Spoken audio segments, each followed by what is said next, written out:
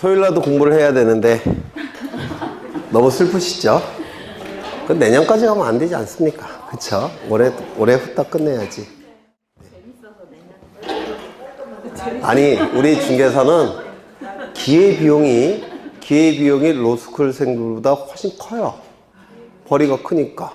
로스쿨생들은 그 변호사 해봤자 한 150, 200 받지만, 여러분들은 뭐, 제가 알고 있기로는 제 수험생들 보면 좀 그 적성에 맞는 분들은 최하가 450 정도 되는 것 같은데.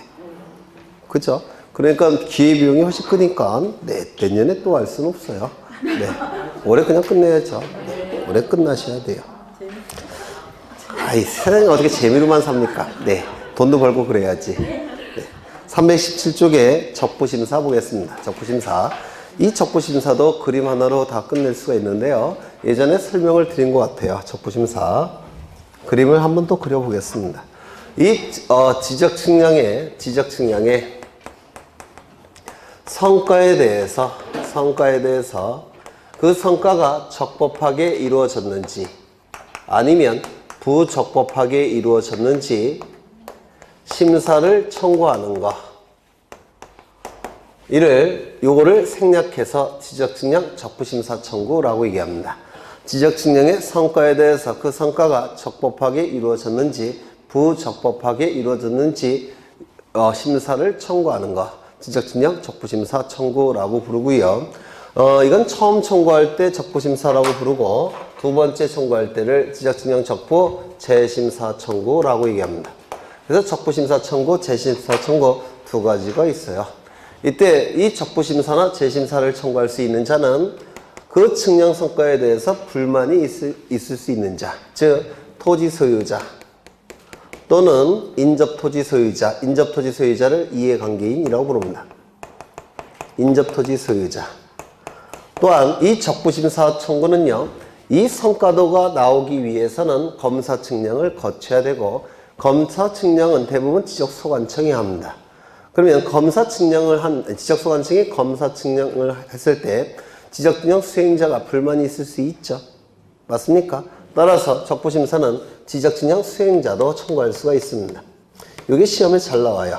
지적측량 수행자. 누가 있죠? 수행자에는 한국국토정보공사와 지적측량업자를 얘기할 겁니다. 이때 이 성과는 지적소관청의 검사 측량까지 거쳤을 때 그 성과도가 나옵니다. 보통 검사 측량은 지적소관청이 해요. 그러면 적부심사, 재심사 청구를 검사 측량의 주체인 지적소관청이 결정을 한다면 이건 의미가 없죠. 따라서 지적소관청보다 한 단계 더 높은 국가기관에게 적부심사를 청구해야 됩니다. 한 단계 더 높은 국가기관은 누굽니까? 시도지사가 될 겁니다. 그런데 이 시도지사는 한 사람으로 구성되어 있습니다. 1인. 그래서 공정성을 확보하기가 애매해서 공정성을 확보하기 위해서 시도지사 소속하에 지방지적위원회를 설치해서 지방지적위원회가 적부심사를 결정하도록 공간정보법은 규정을 해놓고 있습니다. 그래서 이 적부심사는 누구에게 청구하는 거냐면 이러한 자들은 성과에 불만이 있을 때는 이렇게 청구하는 겁니다. 지방지적위원회. 적부심사 청구는 누구에게 한다고요? 지방지적위원회에 청구하는 겁니다. 그런데 이 지방지적위원회는 위원회 형태이기 때문에 소속 공무원이 없어요. 소속 공무원이 없어서 잡무를 처리하기가 힘듭니다. 그래서 잡무를 처리해야 되니까 적부심사 청구는 지방지적위원회에 청구하는 거지만 청구서 자체는 이렇게 제출합니다. 적부심사 청구서는 시도지사에게 제출합니다. 이를 우리 공간정보법은 뭐라고 표현하느냐면 시도지사를 거쳐 지방지적위원회에 청구한다라고 표현합니다. 대통령령에서는 시도지사를 거쳐 지방지적위원회에 제출한다라고 표현합니다. 법률에서는 시도지사를 거쳐 지방지적위원회에 청구한다라고 규정되어 있고 대통령령에서는 시도지사를 거쳐 지방지적위원회에 제출한다라고 표현하고 있습니다. 두 개 다 기억하셔야 돼요. 어느 것이 출제될지 모르니까. 그러면 청구서 자체는 누구에게 제출한다고요? 시도지사에게.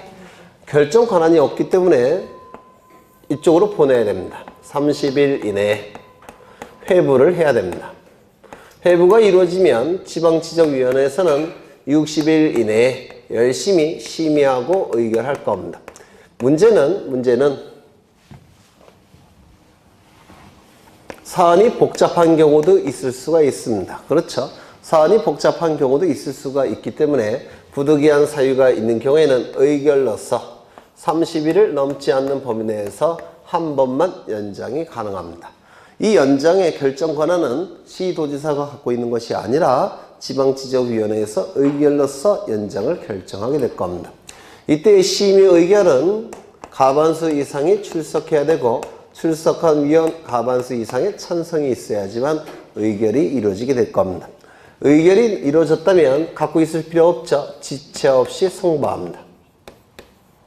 지체 없이 송부를 하게 되면 시도지사는 7일 이내에 통지합니다. 7일 이내에. 의결서를 7일 이내에 통지를 하게 됩니다. 이때 통지의 상대방도 반드시 암기하셔야 되는데 누구에게 통지하느냐면 청구인 및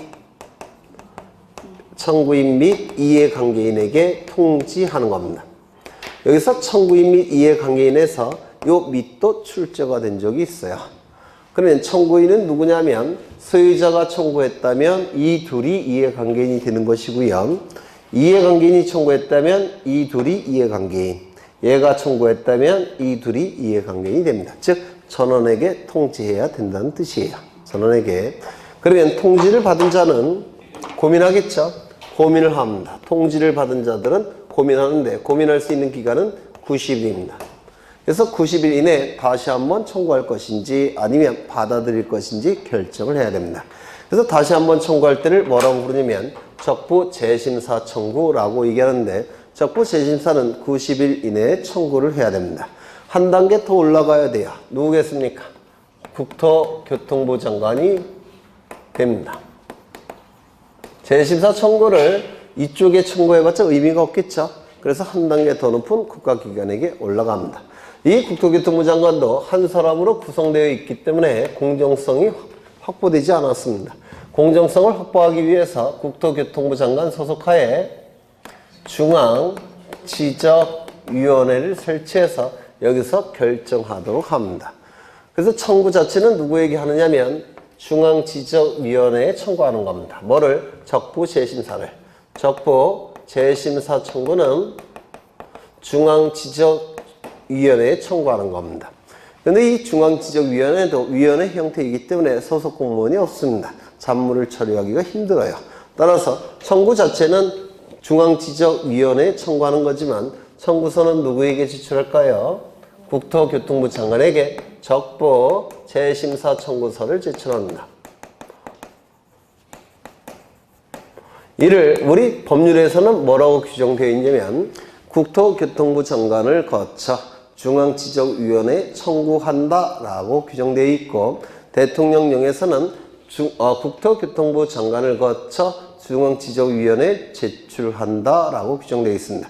두 개 다 기억하셔야 돼요. 그러면 청구서 자체는 이쪽에 제출됐으니까 30일 이내에 회부합니다. 30일 이내에 회부가 이루어지면 중앙지적위원회에서는 60일 동안 열심히 심의하고 의결을 할 겁니다. 물론 이 의결은 과반수 이상이 출석해야 되고 출석한 위원 과반수 이상의 찬성이 있어야지만 의결이 가능합니다.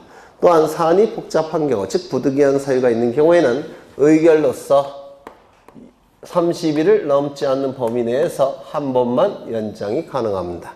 국토교통부 장관이 연장을 결정하는 게 아닙니다. 중앙지적위원회에서 의결로서 연장을 결정합니다. 그러면 의결이 이루어졌다면 지체 없이 송부할 테고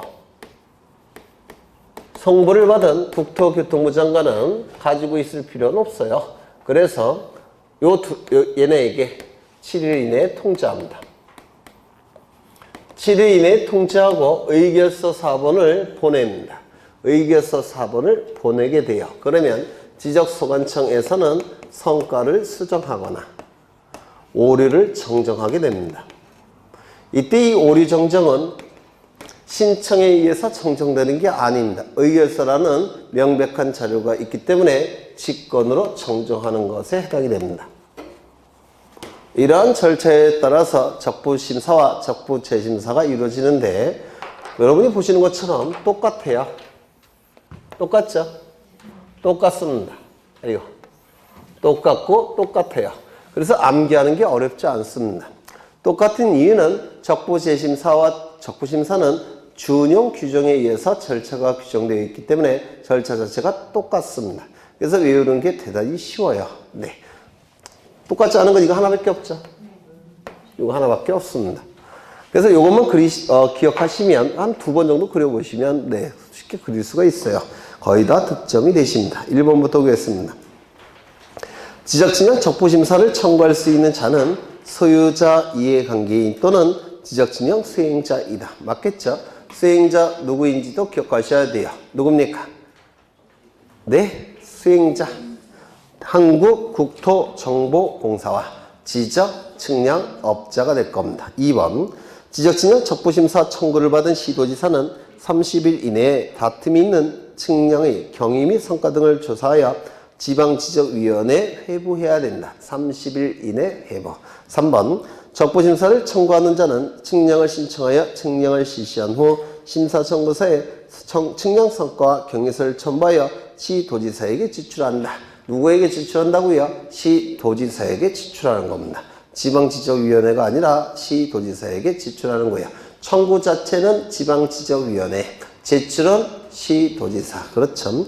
4번 적부심사를 청구서를 회부받은 지방지적위원회는 부득이한 경우가 아닌 경우 심사 청구를 회부받은 날로부터 60일 이내에 의결해야 된다. 맞았습니까? 아니요. 90일 이내에 심의 의결을 해야 돼요. 틀렸죠? 네. 부득이한 경우가 아니면 60일 이내에 회부해야 될 겁니다. 5번 지방지적위원회 의결사항에 대하여 불복하는 경우에는 의결서를 받은 날로부터 90일 이내 국토교통부 장관을 거쳐 중앙지적위원회에 재심사를 청구할 수 있다. 또는 국토교통부 장관을 거쳐 중앙지적위원회에 재심사 청구서를 제출할 수 있다. 2개 다 기억하셔야 돼요. 넘기겠습니다. 23번 보겠습니다. 이건 여러 번 강조한 건데요.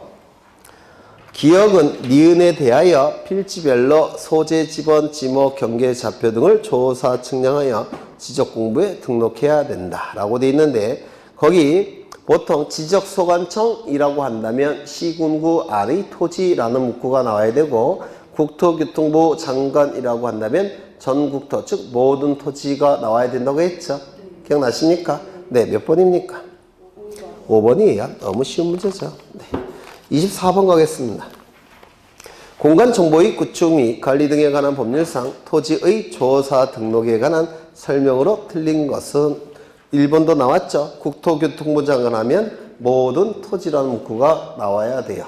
시군구 지적소관청이라고 한다면 시군구 안의 토지라는 문구가 나와야 될 겁니다. 2번 지적공부에 등록하는 지번, 지목, 면적, 경계, 좌표는 토지 이동이 있을 때 소유자의 신청을 받아 지적소관청이 결정함이 원칙이지만 신청이 없다면 지적소관청이 직권으로 조사, 측량하여 결정할 수 있다. 이거 맞습니까? 맞죠? 네, 이것도 여러 번 강조한 건데요. 다시 한번 좀 외워보겠습니다. 이 토지 이동 결정은 누가 하는 거냐면 지적소관청이 결정합니다. 토지 이동 결정은 지적소관청이 하는데요. 이때 원칙은 신청에 의해서 결정이 이루어진다고 했습니다. 다만 예외적으로 신청이 없을 때는 지적소관청이 직권으로 결정한다고 했죠. 이 신청도 원칙은 누가 신청하는 게 원칙이었습니까? 토지 소유자가 신청하는 것이 원칙이라고 했죠. 그런데 예외적으로 제3자가 소유자를 대신하는 지위에서 신청하는 경우가 있었는데 혹시 기억나십니까? 4가지. 첫 번째, 뭐가 있었습니까? 네? 공공사업에 의하여. 기억나십니까? 공공사업에 의하여. 토지가 철, 제, 천, 구, 유, 수, 학, 또의 지목이 되는 경우에는 이 사업 시행자가 소유자를 대신하는 지위에서 토지 이동을 신청한다고 했죠. 공공사업이라는 문구가 나오면 반드시 뒤따르는 지목이 있다고 그랬죠. 철제, 전구, 유수, 학도까지. 두 번째. 국가나 또는 지방자치단체가 취득하는 경우. 이 국가나 지방자치단체는 법적 성질이 법인이라고 했죠. 따라서 법인의 팔다리 역할을 하는 자, 대표자가 대신 신청한다고 했죠. 따라서 국가기관의 장, 이거 지난 시간에 한 거예요. 또는 지자체의 장이 국가나 지자체를 대신한 지위에서 신청한다고 했습니다. 세 번째는 주택법에 따른 공동주택의 부지가 되는 경우. 주택법에 따른 공동주택의 부지가 되는 경우. 아파트를 얘기하는 거죠. 이때는 아파트가 들어선 이후에는 누가 대표자입니까? 관리인. 아파트가 들어서기 전에는 누굽니까? 사업 시행자가 소유자를 대신하는 지위에서 신청할 수 있다고 했습니다. 그리고 관리인은 구분 소유권자가 10명 이상일 때만 관리인이 있어요. 민법에서 하실 겁니다. 10명 미만일 때는 관리인이 존재하지 않죠. 그때는 별도의 대표자가 선임이 될 겁니다. 다 민법의 내용이에요. 이건. 그 다음에 네 번째는 뭐가 있었습니까? 채권자는 채무자인 소유자를 대신하는 지위에서 토지 이동을 신청할 수 있다고 했습니다. 그래서 네 가지 반드시 암기해 달라고 제가 부탁을 드렸습니다. 무조건 나온다 생각을 하셔야 돼요. 이때 이 대위 신청은 소유자의 신청권을 제3자가 대신하는 지위에서 신청한다는 얘기니까 소유자에게 신청 권한이 있습니까? 없습니까? 있다고 그랬죠. 소유자가 신청권이 있는데도 불구하고 신청권을 행사하지 아니할 때 제3자가 소유자의 신청권을 대신하는 게 대위 신청이라고 불렀습니다. 세 번째, 뭐가 있었습니까? 특례 규정. 특별한 예외 규정, 특례 규정이라고 불렀습니다. 이 특례 규정이 왜 특례 규정이냐면 소유자의 신청권을 박탈하고 사업 시행자만이 토지 이동을 신청할 수가 있기 때문에 특례 규정이라고 했는데 혹시 기억나십니까?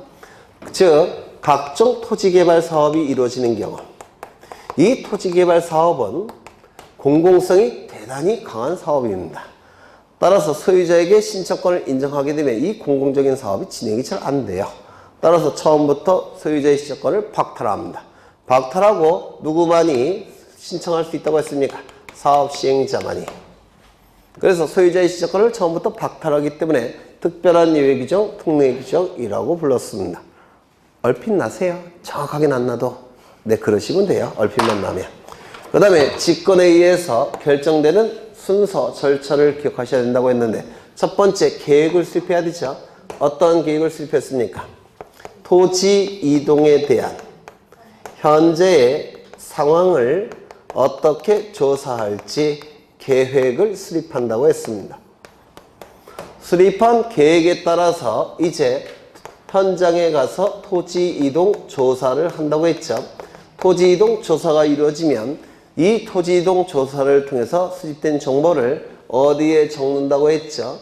토지 이동 조사부라는 장부에 그 정보를 적어야 한다고 했습니다.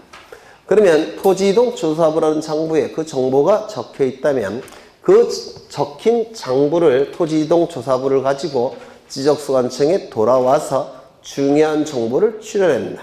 중요한 정보를 출연해서 한 장의 서류를 만드는데 그 서류의 이름이 뭐라고 했습니까? 토지 이동 조서라고 했습니다. 토지 이동 조서를 작성합니다. 토지 이동 조서가 작성이 되면 이 조서를 토지 이동 정리 결의서에 첨부합니다. 이 토지 이동 정리 결의서는 나중에 다음 시간에 설명을 할 거예요. 책에는 토지 이동 정리 결의서 작성이라고 보통 책들이 나와 있는데 그거 다 오류예요. 토지 이동 조서 작성이 맞습니다. 법조문에 그렇게 되어 있기 때문에 그래요. 그 다음에 이제 마지막으로 지적 공부를 직권으로 정리한다 라고 얘기합니다. 이 순서에 따라서 진행이 된다고 했죠. 한 흔적은 있습니까? 정확하게 암기는 안 되셔도 네. 순서가 어렵지 않아요. 시간의 흐름과 논리에 따라서 진행되고 있기 때문에 순서 암기하는 게 어렵지 않습니다. 첫 번째, 계획을 수립하는데 그 계획의 이름은 뭐라고요? 토지 이동 현황 조사 계획 수립. 뭐라고 출제한다고 했습니까? 토지 이동이라고 출제하지 않고 이용이라고 자꾸 출제한다고 그랬죠? 이용이 아니라 이동.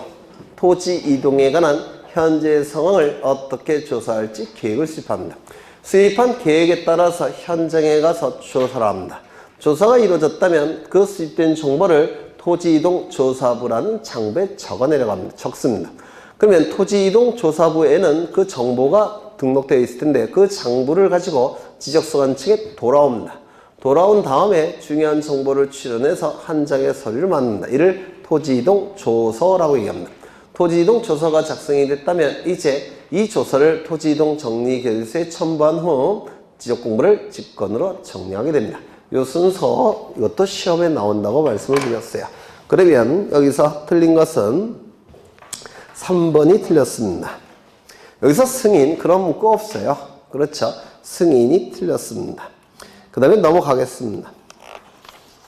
26번을 보십니다. 26번 토지 조건이 다음과 같을 때 한 필지로 할 수 있는 경우는 첫 번째, 지번 부여 지역 안의 토지로서 소유자 동일 집안이 연속된 토지임. 두 번째, 주된 용도의 토지가 종된 용도의 토지를 둘러싸고 있음.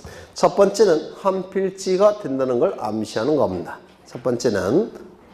두 번째는 주된 용도의 토지가 종된 용도의 토지를 둘러싸고 있음. 이거는 주종 관계의 용도가 있다는 거죠.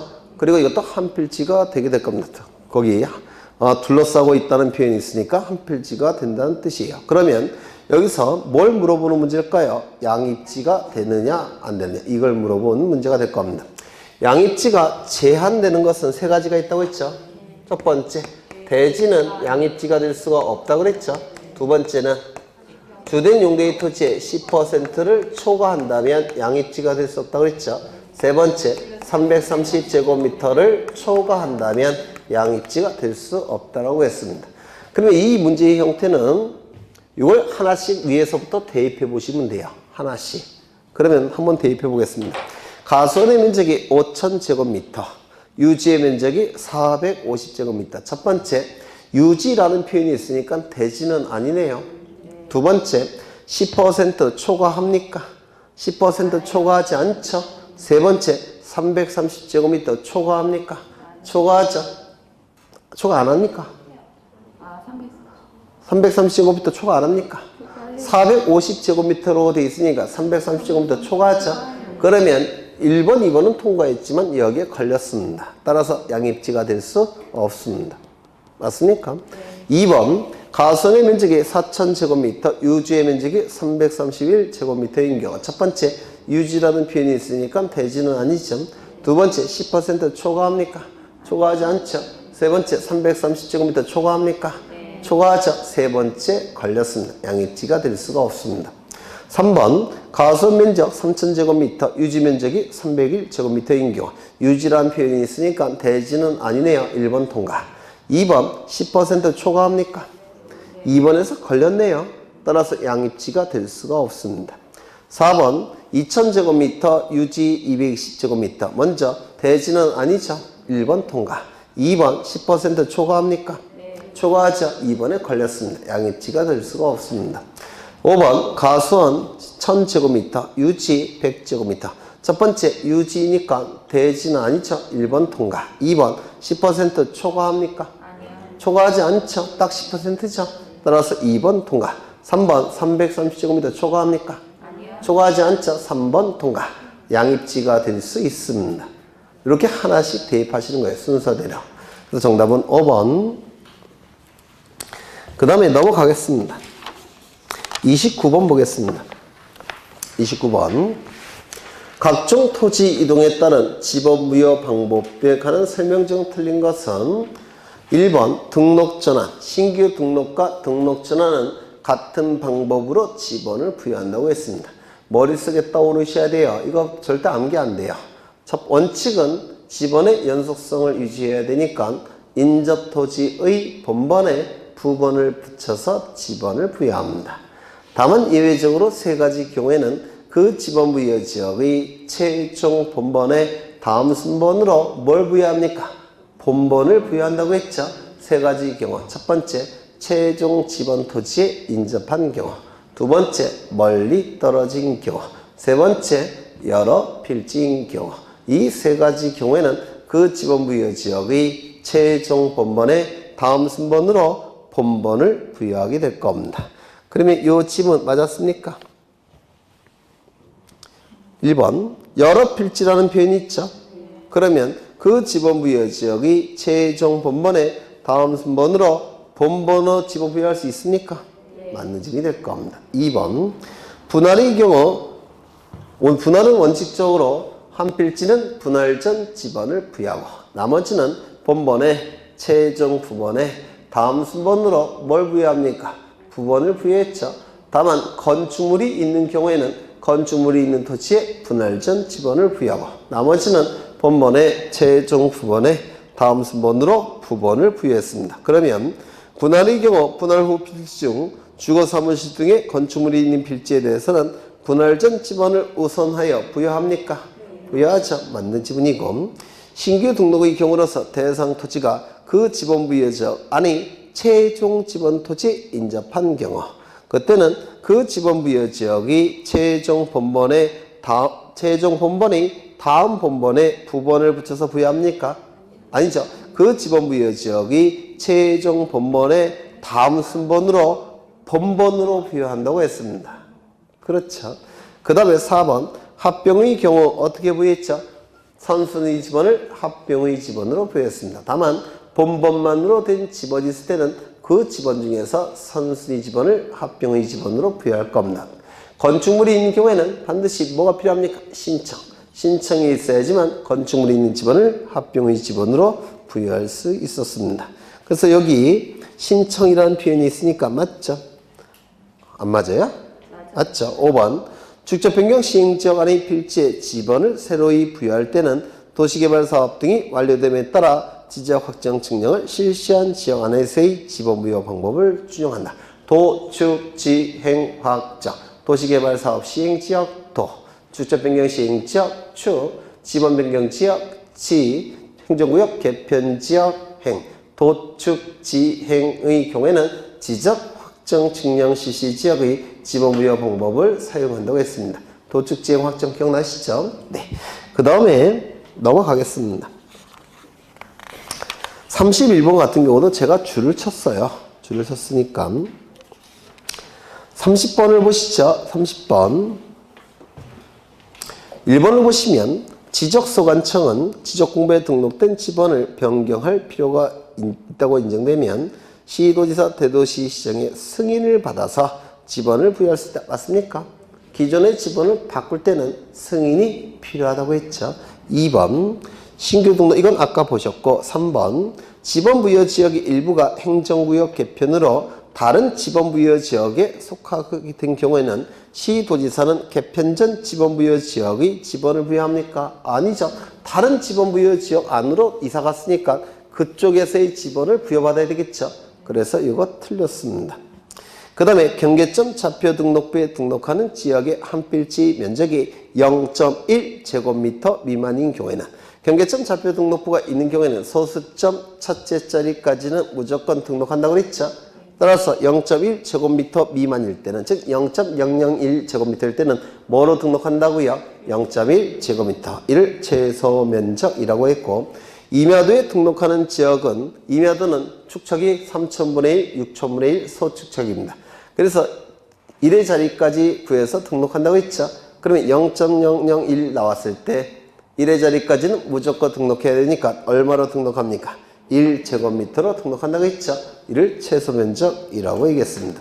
5번 도로, 국어 등의 토지에 절도된 부분이 있는 토지의 지상경계를 결정할 때 원칙은 경사면에 어디를 기준으로 결정한다고 했죠? 네, 상단모. 기억나십니까? 상단모. 그거 오타예요. 상자가 빠졌죠? 상단모. 다만 소유권에 따라 경계가 결정되는 경우도 있다고 했죠? 기억나셔요? 네. 쉬운 문제예요. 31번도 제가 교재 사업계획도 미줄치라고 했습니다. 도시개발 사업이 준공되기 전이라고 되어 있으니까 토지가 바둑판 모양으로 되기 전입니까? 후입니까? 전이라고 했죠. 따라서 토지를 보고서 지번을 부여할 수는 없고 계획도 갖고 부여할 수밖에 없다고 했죠. 이때의 계획도는 사업계획도가 될 겁니다. 너무 쉬운 문제들이죠. 쉬운 문제밖에 없어요. 네. 32번을 보시면 공간정보의 구축 및 관리 등에 관한 법령상 지적 확정 측량을 실시한 지역의 필지에 지번을 새로 부여하는 방법 뭡니까? 도축, 지행, 확정. 계속 똑같이 출제돼요. 도축, 지행, 확정. 따라서 정답은 기역, 니은, 디귿, 리을과 비읍은 없죠. 도축, 지행, 확정. 35번. 지목을 지적도 임야도에 등록하는 때는 부호로 표기해야 되는데 다음 중 지목과 부호의 연결이 옳은 것은? 이런 문제가 나오면 옆에 뭘 써 넣으셔야 될까요? 차, 장, 천, 원 옆에 써 넣으셔야 돼요. 그래야지만 안 헷갈립니다. 써놓고 문제를 푸셔야 돼요. 차장, 천원 안에 있는지 없는지. 그러면 철도용지는 차장, 천원 안에 있습니까? 없죠. 부호는 뭡니까? 철. 공장용지는 차장, 천원 안에 있습니까? 있죠. 부호는 뭡니까? 장. 틀렸네요. 주유소용지는 차장, 천원 안에 있습니까? 없죠. 부호는 뭡니까? 주. 목장용지는 차장, 천원 안에 있습니까? 없죠. 부호는 모. 양어장은 차장, 천원 안에 없죠. 부호는 양. 이렇게 푸시는 겁니다. 이렇게 풀어야지 안 헷갈려요. 네, 넘기겠습니다. 38번 가겠습니다. 38번. 공간정보의 구축 및 관리 등에 관한 법률상 지목의 구분에 관한 설명으로 옳은 것은 1번. 물을 상시적으로 이용하지 않고 전일 가능성이 있네요. 전일 때는 어떤 단어가 나와야 된다고요? 재배. 나왔습니까? 나왔죠? 그러면 전이 될 겁니다. 2번. 온수, 약수, 석유 등을 일정한 장소로 운송하는 송유관, 송수관, 저장시설의 부지는 강천지에서 제외한다고 했죠. 이걸 포함시켜버리면 강천지의 범위가 너무 넓어집니다. 그래서 제외한다고 했습니다. 송유관, 송수관 부지는 잡종지가 될 가능성이 높고 저장시설의 부지는 창고용지가 될 가능성이 높을 겁니다. 3번. 아파트 단지 안, 공장 단지 안에 설치된 통로 등은 도로에서 제외되죠. 아파트 단지 안에 설치가 됐다면 대지, 공장 단지 안에 설치가 됐다면 공장지가 될 겁니다. 도시 공원 및 이런 데 따른 묘지 공원으로 결정 고시된 토지는 묘지에 포인트가 있습니까? 공원에 포인트가 있습니다. 사람의 복원, 휴양, 정서 생활에 포인트가 있는 게 아니라 사체에 제사, 봉안, 숭배, 숭상 이런 거에 포인트가 있으니까 묘지에 포인트가 있다고 했죠. 따라서 공원이 아니라 묘지. 자연의 이수가 있거나 있을 것으로 예상되는 소규모 인공적이라는 문구가 있다면 뭐죠? 또랑국어. 소규모 인공적이라는 문구가 없다면 하천. 네, 맨날 떠들었던 얘기도 하죠. 네, 넘어가겠습니다. 그래서 요즘은 여러분 교재에 있는 박스 안에 있는 문제들 지적 예규인데요. 지적 예규에서 그러니까 여러분 교재에 있는 박스 안에 있는 것이 잘 출제되는 게 아니라 다만이라는 문구를 집중적으로 출제해요. 그래서 틀릴 염려 별로 없습니다. 물론 박스 안에 있는 것도 다 할 거예요. 어렵진 않습니다. 넘기겠습니다. 41번까지 보고 시점. 41번. 공간정보의 구축 및 관리 등에 관한 법령상 지목의 구분으로 틀린 것은? 학교의 교사와 이에 접속된 체육장, 부속 시설의 부지는 뭘까요? 학교용지겠죠? 네. 2번. 물건 등을 보관하거나 저장하기 위해 독립적으로 설치된 보관 시설물의 부지 뭘까요? 창고용지겠죠? 사람의 시체나 유골이 매장된 토지, 묘지가 되겠죠. 다만 묘지의 관리를 위한 건축물의 부지는 묘지에서 제외한다고 했죠.